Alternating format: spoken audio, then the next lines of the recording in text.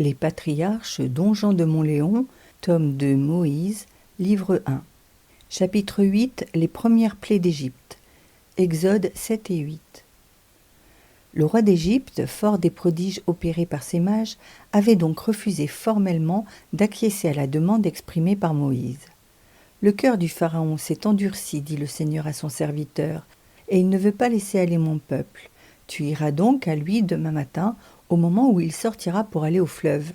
Tu te présenteras à lui sur le bord du Nil, tenant dans ta main le bâton qui s'est changé en serpent, et tu lui diras : le Seigneur, le Dieu des Hébreux, m'a envoyé vers vous il y a quelques jours pour vous dire : laissez aller mon peuple dans le désert, afin qu'il m'offre un sacrifice, et vous n'avez pas jusqu'à maintenant voulu m'écouter.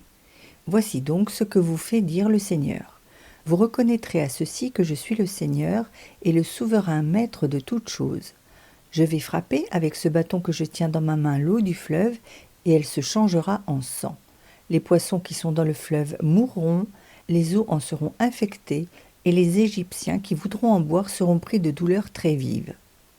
Le roi avait coutume de se rendre chaque matin dès son lever sur le bord du Nil pour saluer dans ce fleuve le Dieu nourricier de son empire. Moïse vint donc le trouver au cours de cette promenade et lui répéta les avertissements de Dieu. Puis, sans attendre la réponse, il enjoignit à son frère de frapper le fleuve de son bâton. Et aussitôt, toute l'eau de l'Égypte fut changée en sang. Non seulement celle du Nil sur tout son parcours, depuis l'Éthiopie jusqu'à la mer, mais celle des marécages, des plus petits ruisseaux, des moindres pièces d'eau, celle qui se trouvait déjà dans les urnes, dans les cruches ou dans les carafes. Partout, elle se mua en sang. Et comme l'Égypte manque de fontaines, dit Joseph, ses habitants éprouvèrent que la soif est le plus grand de tous les maux. Non seulement l'eau avait le goût et la couleur du sang, mais on ne pouvait en boire sans ressentir de violentes douleurs. Les Égyptiens essayèrent de creuser des puits le long du Nil, mais ce fut peine perdue. Le liquide qu'ils puisaient avait lui aussi la couleur et le goût du sang. Pour bien souligner qu'il s'agissait là d'un miracle et non d'un phénomène naturel, l'eau resta au contraire limpide pour les Juifs. Certains commentateurs ont expliqué cela en disant que le fléau n'atteignit pas la terre de Gésen où ils étaient concentrés. Mais alors les Égyptiens qui vivaient sur cette terre auraient échappé à un châtiment qu'ils méritaient plus que personne, puisque c'étaient eux surtout qui tourmentaient les Hébreux. Et d'autre part, les Juifs qui travaillaient en dehors de cette terre, et ils étaient sans doute nombreux, auraient souffert comme leurs oppresseurs le supplice de la soif. On suppose donc plutôt, généralement, qu'il y eut là un nouveau prodige et que le sang redevenait de l'eau dès que c'étaient des Juifs qui le puisaient. Toutes sortes de poissons moururent, dit Philon, si bien que tout le pays était rempli de puanteurs, tant il y avait de poissons amassés les uns sur les autres qui étaient pourris et gâtés. Il y eut aussi une grande multitude d'hommes qui moururent de soif, étendus en tas par les carrefours, à raison que les parents ne pouvaient suffire à porter les corps au monument. Devant cette calamité sans exemple, le pharaon fit appel à ses mages, qui furent naturellement bien incapables de conjurer le fléau. Néanmoins, pour donner le change, ils contrefirent à nouveau le miracle de Moïse et transformèrent eux aussi de l'eau en sang. On s'est demandé où ils prirent cette eau, puisque, l'Écriture en fait foi, toute celle du pays avait été infectée. L'hypothèse la plus vraisemblable est qu'ils s'attaquèrent à la provision que Moïse et Aaron avaient mise en réserve pour leur usage personnel et la changèrent en sang au moyen de leur sortilège. C'était une maigre vengeance, mais elle suffit à convaincre le pharaon que ces devins étaient aussi puissants que Moïse, et il s'obstina dans son refus. La privation d'eau dura 7 jours, au bout desquels les choses revinrent d'elles-mêmes à leur état normal. Pour vaincre l'entêtement du roi, Dieu recourut à un autre moyen et déchaîna une seconde calamité. Sous la baguette d'Aaron, une armée de grenouilles sortit de toutes les rivières, de toutes les mares, de tous les points où il y avait de l'eau. Ce fut une invasion comme il ne s'en était jamais vu en Égypte. Elles s'infiltraient partout. On en trouvait dans les maisons, dans les lits, dans les fourneaux, dans les plats, dans les assiettes, dans les bouteilles, dans les verres et jusque dans la bouche des dormeurs. Elles grimpaient jusqu'au plus haut des étages. Elles envahissaient tout, encombraient tout, immobilisaient tout. Il devenait impossible de sortir parce que les rues en étaient pleines, de faire la cuisine, de s'adonner à aucun travail. Pour mettre le comble à leur importunité, les petites bêtes remplissaient l'air jour et nuit de leurs croassements, en sorte que personne ne pouvait ni manger ni dormir. Incapables cette fois encore d'arrêter le fléau, mais fidèles toujours à leur rôle de singes, les mages s'offrirent du moins la satisfaction d'imiter Moïse et de faire surgir des grenouilles dans leur voisinage au moyen de leurs incantations. Cependant, à ce régime, la vie devenait absolument intenable. Le roi sentit son orgueil faiblir, et il manda Moïse et Aaron. « Priez le Seigneur, leur dit-il, qu'il nous débarrasse de ces animaux, et je laisserai aller votre peuple pour qu'il offre à votre Dieu le sacrifice dont vous parlez. » Craignant qu'on ne vînt dire ensuite que les grenouilles étaient parties d'elles-mêmes, Moïse précisa. « Quand voulez-vous que nous prions pour les faire disparaître ?»« Demain, répondit le Pharaon. Et il en fut ainsi. Le lendemain, Moïse se mit en prière, et aussitôt, toutes les grenouilles moururent sur la terre d'Égypte. Seules restèrent vivantes celles qui étaient dans les cours d'eau. Les cadavres des autres s'amoncelèrent en tas énormes que chacun put voir et qui prouvèrent surabondamment, par l'embarras qu'ils causèrent et par la mauvaise odeur qu'ils répandirent, que les grenouilles suscitées par l'homme de Dieu n'étaient pas un simple phénomène de mirage.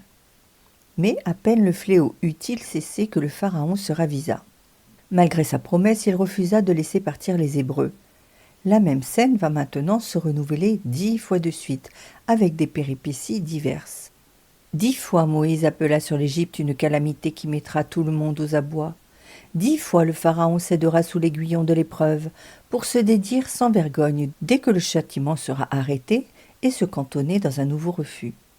La troisième plaie fut celle des insectes appelés par le texte original kinim, mot de la Vulgate traduit par sinif. Les auteurs ont varié sur le sens de ce terme. Joseph pense qu'il s'agit de poux, et en général des animaux que nous appelons parasites, comme les puces, les punaises, etc. Mais la plupart des commentateurs y voient plutôt des moustiques. Ces insectes, munis de dards très piquants, qui percent la peau des hommes et des bêtes, sont souvent un fléau en Égypte par la persécution qu'ils font subir à tous les habitants, surtout à la fin de l'inondation. Non seulement, dit Philon, ils blessent le dessus du cuir, faisant démanger, mais aussi ils entrent de force dans les oreilles et les narines, et blessent les prunelles des yeux, voletant contre si on en donne garde. En cette circonstance, ils apparurent soudainement avec une densité telle qu'il semblait que tous les grains de poussière de l'Égypte se fussent changés chacun en un insecte. Leur acharnement obligea le Pharaon à capituler de nouveau.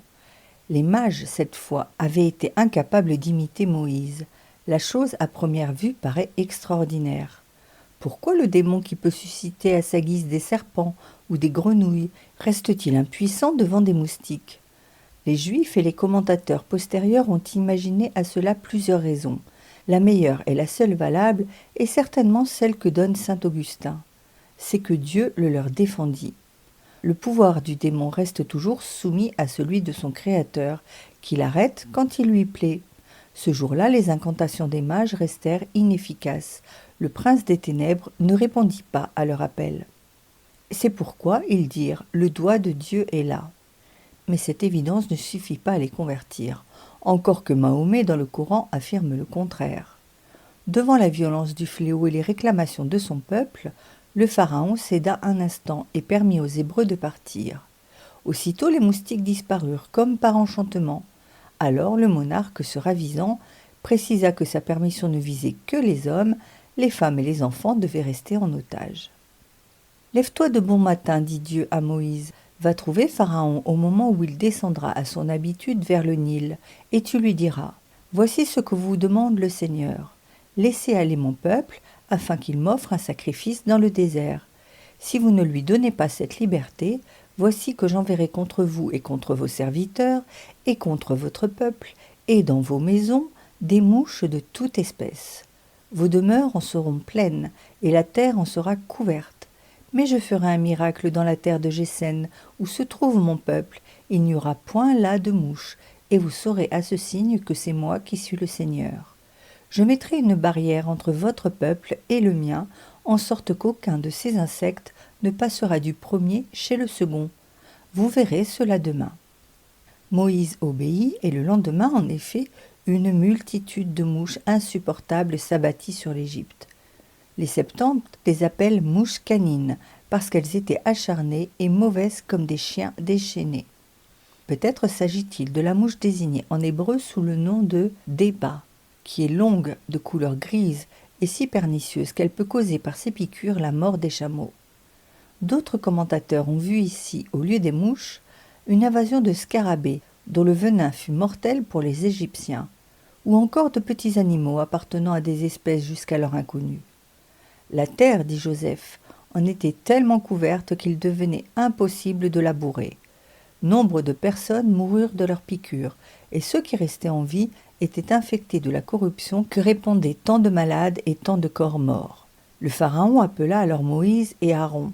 « Allez, dit-il, et offrez un sacrifice au Seigneur votre Dieu, mais ici, sur place, sans sortir du pays. » « Ce n'est pas possible, répondit le thaumaturge. Quand vos sujets nous verront immoler des bœufs, des brebis et des animaux qu'ils honorent comme des dieux, ils nous lapideront. » Les Égyptiens, en effet, avaient pour dieu national un bœuf, le bœuf Apis.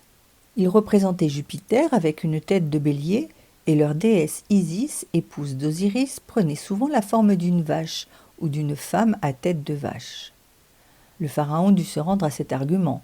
Il accorda aux Hébreux la permission de partir, à condition cependant qu'ils n'iraient pas trop loin. Sur l'heure, les mouches disparurent jusqu'à la dernière. Alors le roi revint sur sa parole. Il spécifia que les enfants ne devaient pas être emmenés au désert. Seules les femmes pourraient suivre leur mari. Commentaire moral et mystique. Tous les auteurs ont vu dans les eaux changées en sang le juste châtiment des Égyptiens pour avoir jadis infecté le Nil du sang des petits Hébreux.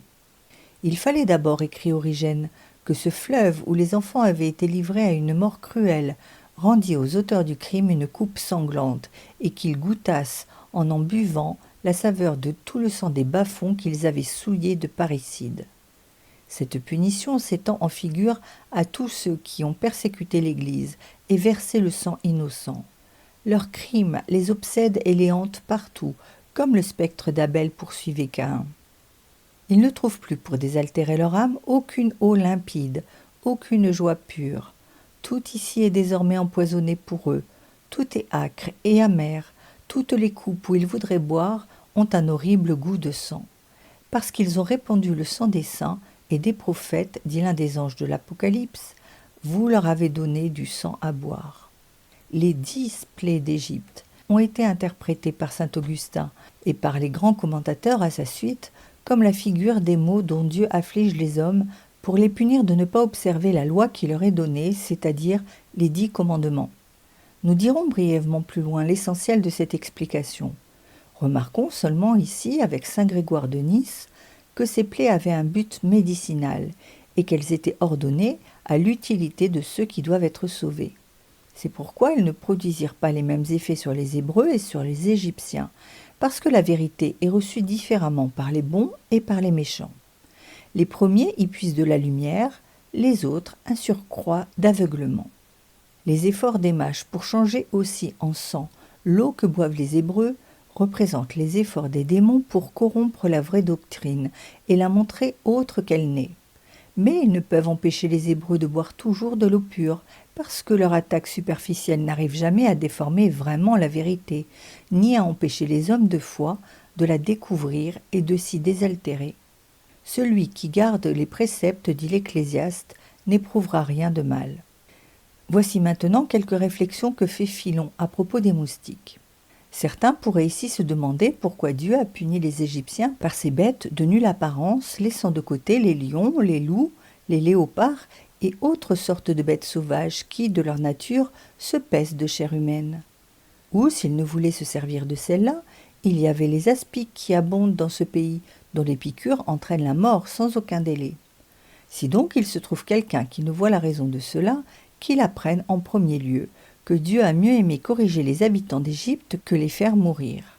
Car s'il eût voulu les exterminer, il ne se fût pas servi des animaux pour cette tâche, mais des maux qui viennent d'en haut, comme de la faim et de la peste. Davantage, apprenons de là un autre enseignement, lequel est profitable pour toute la vie. Quand les hommes font la guerre, ils cherchent de qui pourra leur venir un puissant secours pour suppléer et renforcer leur faiblesse. Dieu, au contraire, qui est la haute et très grande force et qui n'a besoin de rien, quand il veut se servir de quelque outil pour faire les punitions, il ne choisit pas ce qui est fort et puissant, n'ayant cure ni de la force ni de la puissance. Mais il prend des choses de nul prix et fort petites, forgeant et bâtissant dedans elles des forces invincibles, dont il punit les méchants comme en cette aventure. Car y a-t-il quelque chose plus vil que le moucheron?